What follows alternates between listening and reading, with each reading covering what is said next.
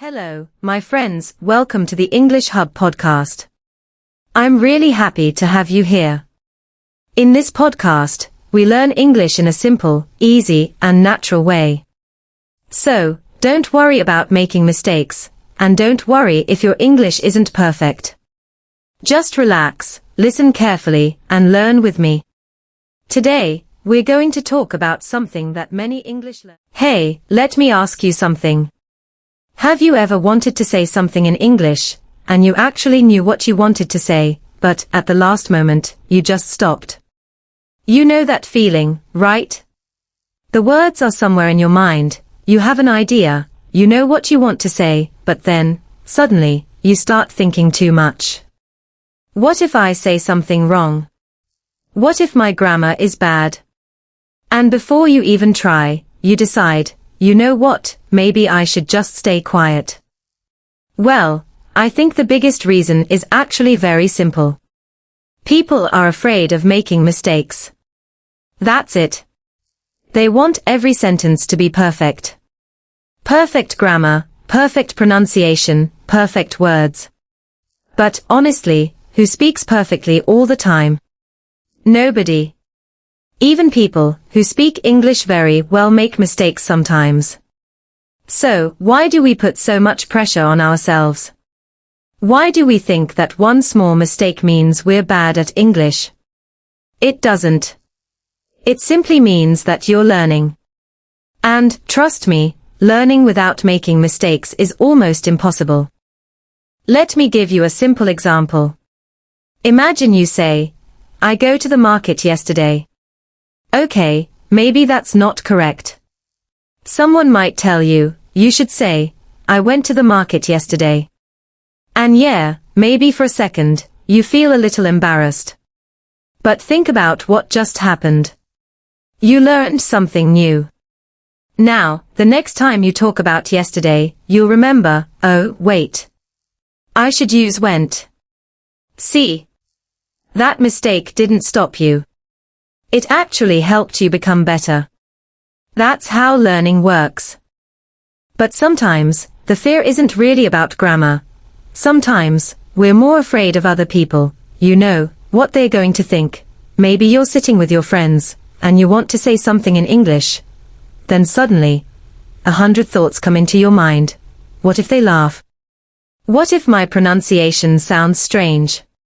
What if I say the wrong word?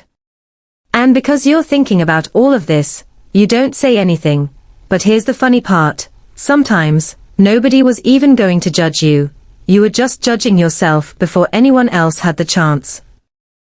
And honestly, even if someone does laugh, does that really mean you should stop learning? I don't think so.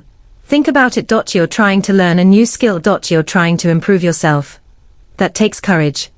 And the truth is, people who make fun of others for learning usually aren't helping anyone. So, don't let one person's reaction decide whether you speak or stay quiet. Your English journey is yours, not theirs. You're doing this for yourself, for your future, and for your confidence. So, little by little, try to stop worrying so much about what everyone else thinks.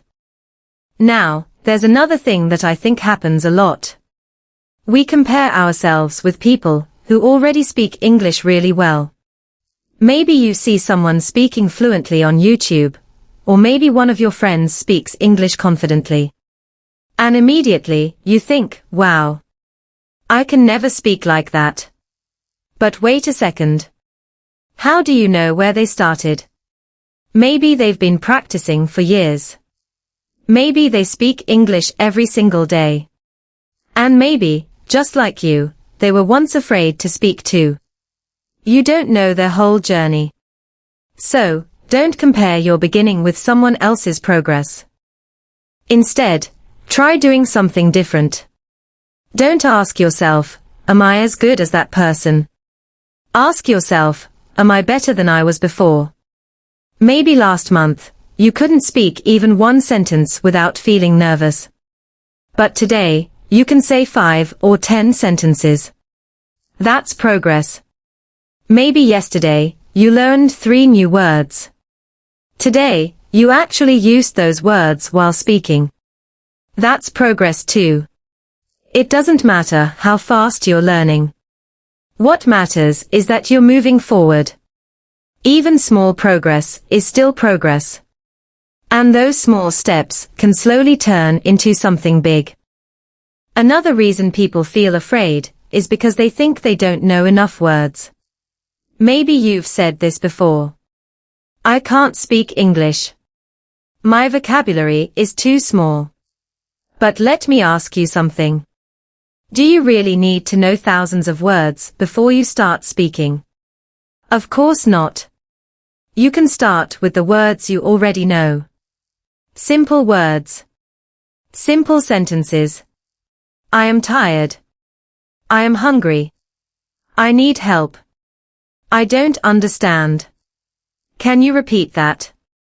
That's English. Simple English is still English.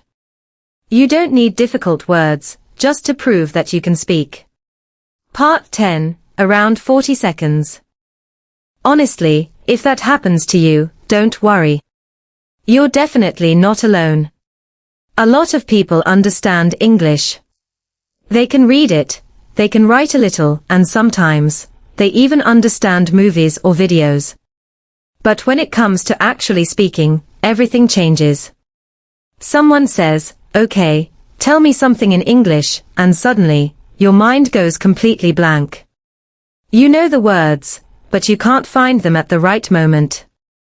And then, you start feeling nervous. But have you ever wondered why this happens?